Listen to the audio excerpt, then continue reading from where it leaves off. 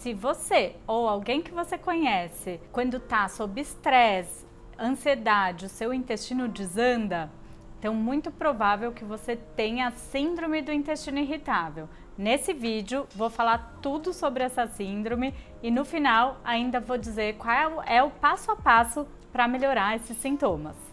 Se você quer aprender mais sobre saúde intestinal, se inscreve já nesse canal, curte esse vídeo e deixe nos comentários quais temas que você quer se aprofundar.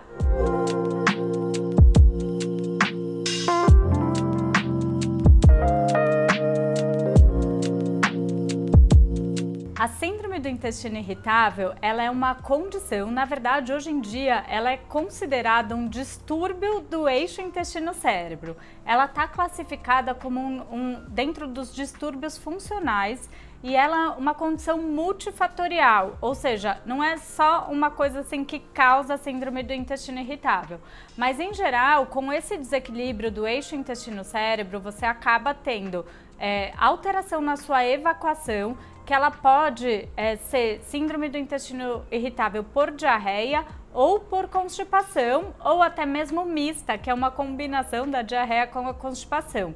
Como que a gente se baseia para saber se você está em diarreia ou constipação? É de acordo com a escala de Bristol, que vocês podem ver aqui na tela. Então, se você tiver fezes com aspecto de 1 e 2, que são mais ressecadas, mais bolinhas, igual vocês estão vendo aqui na figura, ela é a síndrome do intestino irritável mais para constipação. Se você tiver as fezes mais líquidas, um pouco mal formadas, que está de acordo com a figura no 5, 6 ou 7, ela já é síndrome do intestino irritável para diarreia. E aqui na figura no 3 e no 4 são as fezes adequadas de um indivíduo saudável. Mas não é só a diarreia ou constipação que determina se você tem ou não síndrome do intestino irritável. Tem que vir acompanhado de outros sintomas, como por exemplo gases e distensão abdominal. Quer ver um exemplo clássico de quem tem a síndrome do intestino irritável? É quem se alimenta e ao longo do dia vai estufando. Então você começa o dia com o abdômen retinho e depois ao longo do dia você vai estufando até ficar com a barriga bem distendida. Às vezes pode aumentar cerca de 20 centímetros ali na sua região abdominal. Isso pode, como se estivesse praticamente grávido. Ela é mais comum em mulheres, mas também acontece bastante em homens. E diferentes faixas etárias. Outra coisa que é comum, vir esses sintomas ali de aspectos mais de ansiedade, de irritabilidade, às vezes até para uma depressão, insônia, é comum ter esses sintomas que a gente chama de extraintestinais.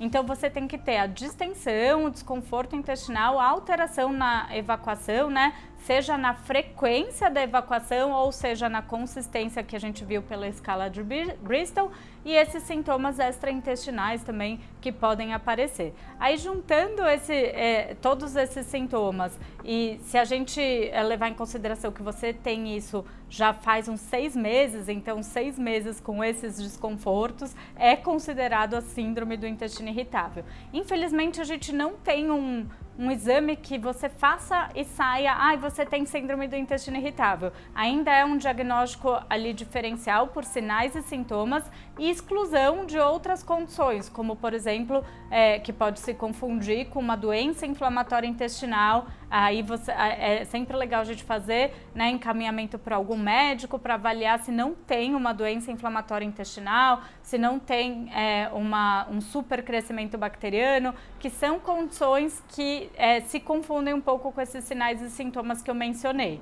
Então, excluindo essas outras doenças e tendo esses sinais e sintomas, você recebe o diagnóstico de síndrome do intestino irritável. Por isso que muitas vezes pode acontecer do paciente procurar diversos profissionais, ter um desconforto assim que chega a atrapalhar as suas atividades cotidianas, pular de médico em médico e ninguém saber o que tem. Então é muito característico de cair nessa questão, mas você não tem nada, porque de fato num exame de imagem, numa colonoscopia, numa endoscopia, possa ser que você não ache nada. Mas só quem tem sabe o quanto é desconfortável e limitante a síndrome do intestino irritável. E daí quais são as causas, né? A gente falou um pouquinho ali do estresse, né? Dessas questões de ansiedade, porque o nosso intestino, ele tem o que a gente chama de eixo intestino-cérebro, que é uma comunicação entre o cérebro e o intestino e entre o intestino e o cérebro. Então, uma via de mão dupla. Então, se você está estressado, vai alterar o seu intestino, da mesma maneira que se você tem um intestino ruim,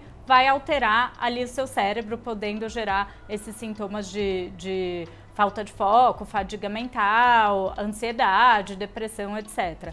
Então é uma via de mão dupla. Então na síndrome do intestino irritável, o estresse ele acaba entrando ali como um grande fator. Mas também tem outros, né? A gente fala tanto fatores de estilo de vida, então da sua rotina ali, do seu ritmo circadiano de dia e de noite, se você tem um sono adequado, se você tem uma alimentação adequada, como também ela pode acontecer depois de uma infecção intestinal. Então vamos supor que você teve uma infecção intestinal, ou até mesmo a gente tem visto isso pós-Covid, teve o Covid, mudou ali sua microbiota e desencadeou uma síndrome do intestino irritável. Então você começa a ter esses desconfortos, inclusive com alguns alimentos que você nunca teve problema antes. Isso pode acontecer. E a própria disbiose pode ser uma das causas da síndrome do intestino irritável. Para quem não está habituado com o termo disbiose, disbiose é o nome para desequilíbrio das bactérias ali do seu intestino. Então a gente tem ali o nosso microbioma, aquela quantidade de bactérias que vivem ali no intestino, e se elas desequilibram, às vezes algum grupo predomina, elas não estão num equilíbrio adequado, você tem esse quadro que a gente chama de disbiose. E isso pode também ser um dos motivos da síndrome do intestino irritável. Hoje em dia a gente tem estudado muito uma resposta ativa do seu sistema imune contra alguns alimentos ou até com essa relação com as bactérias. Está muito presente na síndrome do intestino irritável. Ai, mas Karina, eu não entendi o que você falou. O que isso quer dizer? Quer dizer que, às vezes, o seu sistema imune lá no intestino, ele fica muito ativo, muito malucão, e daí tudo que chega lá, alimentos que você come que não é um processo alérgico, mas ele está muito ativo e daí gera esse desconforto, gera uma sensibilidade visceral, então uma dor, aquele desconforto que é muito presente na síndrome do intestino irritável. Então, como a gente pode concluir da síndrome, ela é uma condição multifatorial. Então, são vários pontos que a gente tem que ajustar para o paciente que tem essa condição. Então, eu tenho que ajustar essa parte do estresse, do estilo de vida, da alimentação, entender também algumas intolerâncias. Paciente com intestino irritável às vezes tem algumas intolerâncias que não são só as intolerâncias à lactose, então isso pode acontecer também. Então a gente precisa tirar todos esses gatilhos inflamatórios, tratar essa microbiota, porque sempre vem combinado com uma microbiota mais alterada. Ver também, né, se o paciente teve alguma infecção, alguma questão que levou à síndrome também. Avaliar, outra coisa que pode ser causa de síndrome do intestino irritável é deficiência nutricional. Então, por exemplo, deficiência de vitamina D pode gerar síndrome do intestino irritável. Então é legal a gente também avaliar exames de sangue, o estado nutricional desse paciente e avaliar todas essas questões alimentares, né? Muitas vezes tem alguns alimentos que a pessoa não está tolerando bem e que daí pode impactar na síndrome do intestino irritável. Então o tratamento acaba sendo multifatorial, não adianta você olhar só para um foco ali, porque você vai ter que ajustar todos esses pontos, por isso que ele acaba sendo complexo, mas uma das perguntas que mais me fazem, Karina, a síndrome do intestino irritável tem cura? Na verdade, a gente tem controle bom da síndrome, né? Pode ser que sempre, quando você seja o seu gatilho, sabe? Quando seu sistema imune cai, quando você fica muito estressado, pode ser que tenha algum desconforto, mas assim, um paciente que já fez um tratamento para isso, ele sabe voltar muito rápido, né? Então ele já sabe quais são os gatilhos, já sabe como o caminho de volta ali para não ficar em crise e não ter esse desconforto que acaba impossibilitando até mesmo de ser produtivo, de fazer uma atividade física, né, de levar um estilo de vida bacana. Então agora a gente vai falar um pouco sobre a alimentação para a síndrome do intestino irritável, mas se você quiser participar do protocolo de reprogramação intestinal, que é meu curso onde eu faço com vocês a alimentação para a melhora da síndrome, convido você a deixar seu nome na lista de espera para a próxima turma, tá aqui na descrição do vídeo. Então, qual é a melhor dieta para a síndrome do intestino irritável? Na verdade, o que os estudos trazem já desde 2013, mais ou menos, é a dieta Low FODMAP. Não sei se você já ouviu falar nesse termo, mas ele é um acrônimo para uma dieta com baixos carboidratos fermentativos. Então, é uma dieta que retira esses carboidratos que têm maior fermentação para a melhora dos sintomas. Essa é uma dieta que foi inventada pela Universidade de Monash, na Austrália, e eles dosaram, né, o teor de FODMAP de cada alimento, e a proposta é a gente fazer uma fase de eliminação desses alimentos por 1 a 2 meses e depois reintroduzir e descobrir o que pode estar te fazendo mais mal. Alguns exemplos de alimentos ricos em FODMAP, como por exemplo a lactose, o feijão, alho, algumas frutas entram nesse protocolo. Na verdade, a lista é bem extensa de tudo que a gente tira para melhorar essa fermentação. Então, essa dieta já tem sido estudada há muitos anos, né, mais de 10 anos, e tem mostrado bastante eficácia ali no controle da síndrome. Mas nem todo mundo responde à dieta Low FODMAP 100%. Muito provável você que está ouvindo esse vídeo já tenha feito, ou o seu paciente já tenha feito a dieta e não teve uma resposta adequada para a melhora dos sintomas. Isso por quê? Porque a dieta ela é interessante, eu aplico como se fosse uma versão adaptada dessa dieta no consultório, mas a gente também precisa pensar que não é só a dieta que vai ajudar na melhora dos sintomas da síndrome do intestino irritável, e sim a melhora da digestão, da barreira intestinal, da microbiota, do eixo intestino-cérebro são fundamentais para que tudo isso funcione bem. E o que eu sinto, que eu vejo muito na prática clínica, que o paciente vem fazendo a dieta Low FODMAP a longo prazo, aí vem com uma restrição por muito tempo, e que não é a proposta, né, adequada da dieta, e isso vai piorando inclusive a microbiota dele, porque a gente vai perdendo um índice que é da diversidade da microbiota, porque a dieta tira alimentos que inclusive são tidos como saudáveis, que são ricos em fibra. Então ela é para fazer temporário, e daí a gente melhorar e descobrir o que o paciente pode ter intolerância ou alguma sensibilidade.